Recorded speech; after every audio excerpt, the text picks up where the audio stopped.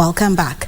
Deepening connectivity and opening up of the African skies are some of the topics that will dominate the upcoming African ministerial meeting being hosted on the sidelines of the Kenya International Investment Conference. The Kenya Investment Authority Chair, Sally Mahihu, says the trade ministers from the 54 African countries will also discuss strategies for increasing inter-Africa trade, which currently stands at 15%. She spoke to Obrien Kimani.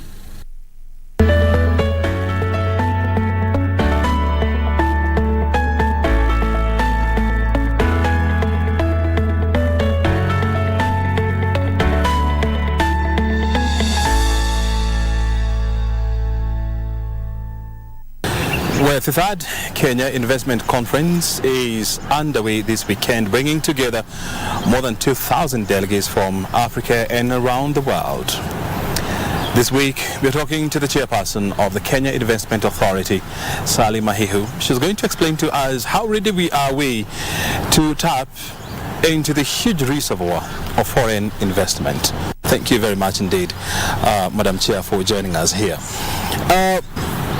Would you describe Kenya as an investment-friendly destination? More or less. I think Kenyans by nature are a friendly people. That's number one. I've had a lot of exposure to the hotel industry and or the hospitality industry as a whole. And what I've witnessed is that Kenyans, waiters, hotel owners, managers, there's a general warmth in a Kenyan when we're talking about visitors coming into the country. So that's one plus, in the sense that we are a friendly people to visitors. The second aspect of it is, are we then conducive for investments, in the sense that even if we're friendly and cheerful and hakuna matata and we greet visitors quite warmly and we're welcoming to anyone we perceive as a visitor to Kenya, does that translate into a conducive atmosphere for investments in Kenya? Now, when I joined KenInvest a couple of months ago, I'm not very long there. I was appointed about the month of February this year by the president. One of the things that I addressed and I looked into is what is the perception out there? What are the potential investors or those who have tried to invest in Kenya saying about the atmosphere and the environment in Kenya? I have received several concerns and some serious complaints of maybe how they were handled when they came in. So one of the aspects that may make Kenya maybe a challenge and we may need to improve on in making Kenya a conducive atmosphere for investments is we must kick out the kickbacks. We must find a way, and we are finding a way of avoiding where investors come and they deal with an individual who may not have the correct information about the opportunities available, an individual who may not know where to take that investor in terms of facilitating, for that investor to really start shop here properly, legitimately and legally. So there are those who have cried foul that they've been taken for a ride, they've lost their money, and at the end they had a bad experience in Kenya. But so what Kenya Investment Authority is mandated to do is exactly that, to be such a facilitation center, to facilitate the investors with structures, with systems, with legitimacy, so that the investor doesn't need to deal with an individual. But the problem is KenInvest hasn't been very well known.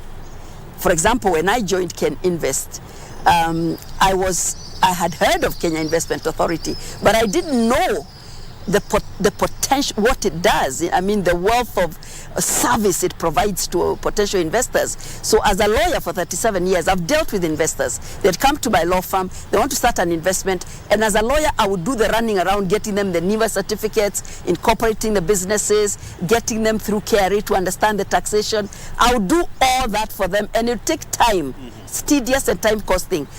Had I really known that KenInvest does exactly that free of charge. I mean, you go there, we have the one-stop center where we facilitate you as a potential investor, both local and foreign, to literally get the information and what you need from every relevant sector that is connected, interrelated to investments.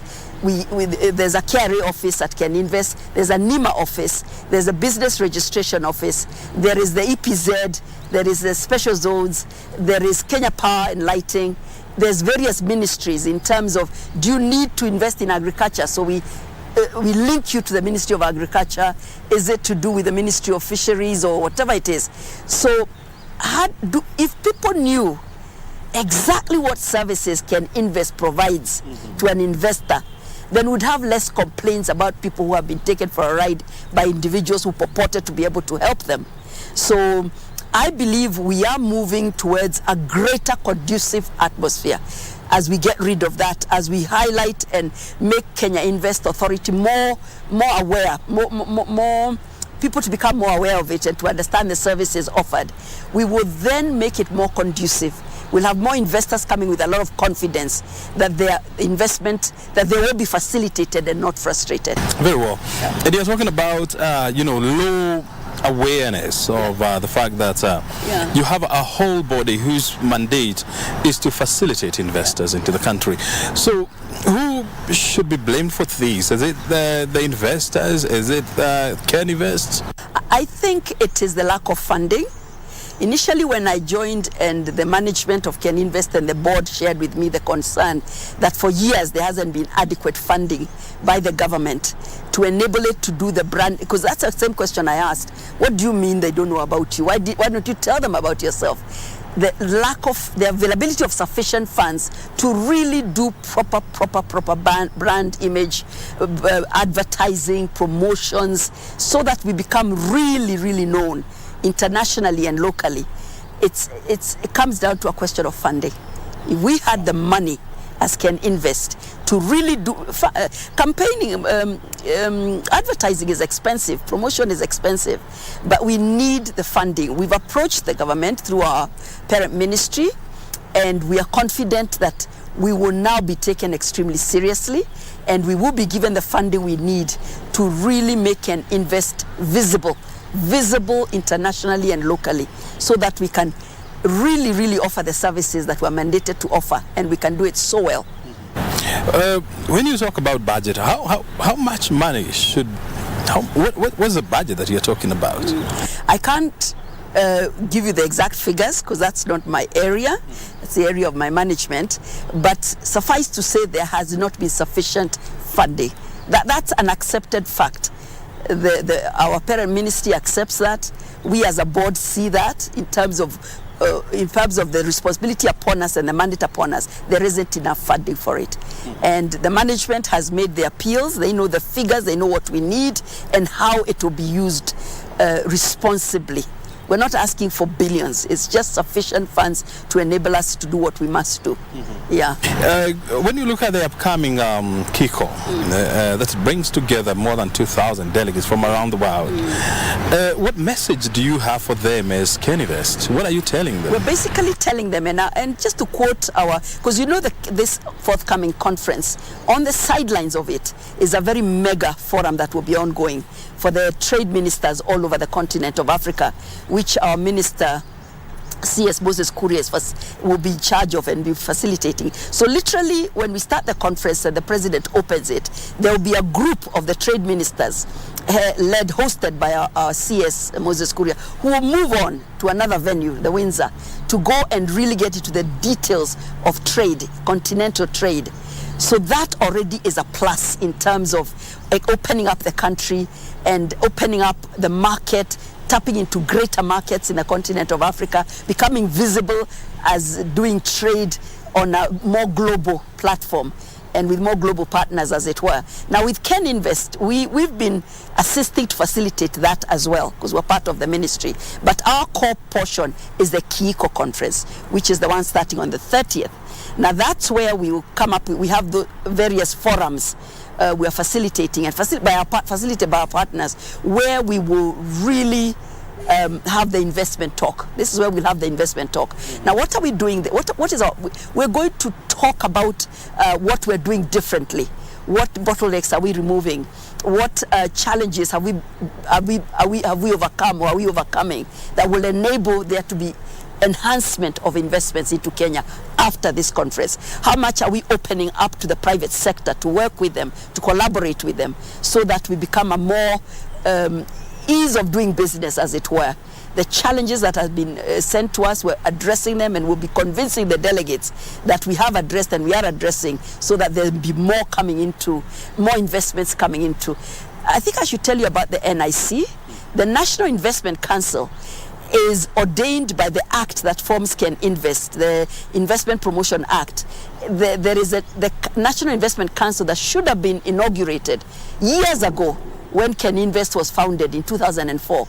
It wasn't. It was actually inaugurated this year by His Excellency President William Ruto, and he appointed members into it, private sector. We have the CSS from various ministries sitting on it. I sit on it as a member by virtue of my chairmanship of Can Invest. Now, the importance of that body that should have been inaugurated in 2004 is that it is the apex body that is supposed to address the bottlenecks that are hindering investments in the various sectors like tourism, agriculture, manufacturing, digital, wherever, and how to remove those bottlenecks, how we then advise on the removal of those. And we get the information from the private sector. We invite them to tell us what is hindering tourism. Why are people going to South Africa instead of Kenya? That body is very crucial. The chairman of that body is the president himself. We meet as a consultative council every 2 weeks. We meet as subcommittees, and then we meet with the president every month, and we update him. This is what we have found out, and he literally is in charge of orchestrating the removal of the obstacles and the bottlenecks. So that's a plus. That's a body that was dormant for years, hadn't been operationalized, has now been operationalized, and it's hit the ground running to literally address the bottlenecks and bring in more investments into Kenya. Mm-hmm. You sound more positive, highly enthusiastic about this destination that we call Kenya. Why? I'm a patriot. I have a passion for my nation. I happen to be very confident about the current leadership.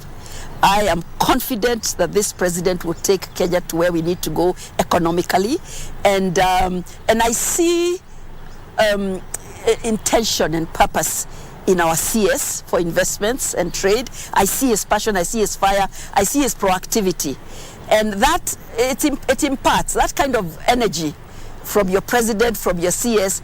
It naturally imparts the rest of us who are under them to also get passionate and proactive and intentional and purposeful. I am very motivated and very keen on ensuring that we get rid of the kickback culture that has really soiled the name of Kenya in terms of investments and business. I am passionate about my nation.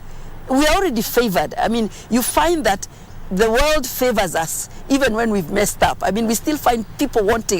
During the AmCham summit, I had the privilege of sitting in with our CS in terms of in the D room, what we call the D room, listening to all these international multinationals talking to us about their interests. And no matter how many challenges they tell us about or what they face that's negative, they still want to invest in Kenya. They still want to come back. So there's like God's hand on Kenya. And when I see that, I'm like, I want to be part of the team that makes that happen. You know, ride on that favor. You know, let's become who we ought to be in terms of a global giant of investments. We already have such pluses in our favor in terms of a nation at the gateway of trade in Africa, you know. So that's where my passion comes from and my motivation. And before I let you go, so when somebody asks you why Kenya? Why Kenya? How do you respond? I would respond using the already laid down reasons that are not my genuine. I didn't come up with them, but I agree with them. Number one, we have a very young workforce. A brilliant young workforce, ready and energetic. Kenyans are workers. In fact, Kenyans don't want to be given handouts. Kenyans just want a conducive working atmosphere so they can generate their own income. We have a young working atmosphere. We are probably the third largest economy in Africa. We have headquarters, Sub-Saharan Africa. We have we are the favorite For these multinationals, we have about 200 of them in Kenya with their headquarters here. They favor us somehow. We have the climate, the wildlife. We have an atmosphere that attracts people already to Kenya. Peace. No matter what we see, whether it's Mandamano or whether it's internal strife, we still are the most peaceful in this region in terms of political peace and stability. So there's favor from that point of view. We have a lot of pluses, and why Kenya? We have what it takes to invest here. We believe we're a capitalist state that believes in protecting your investments. We believe that in business. We are an economy that believes in business. We are not like a socialist state that doesn't encourage businesses and investments and trade and everything like that. We're known for that. So I know Kenya is the destination in terms of why Kenya. Very good. Sally Mahihu, thank you very much for joining us. Thank you for having me. Appreciate it. Thank you so much. Sally Mahihu is the chairperson of Kenya Investment Authority, joining us here to respond to the question, why Kenya? My name is Obrien Kimani. Thank you for your time.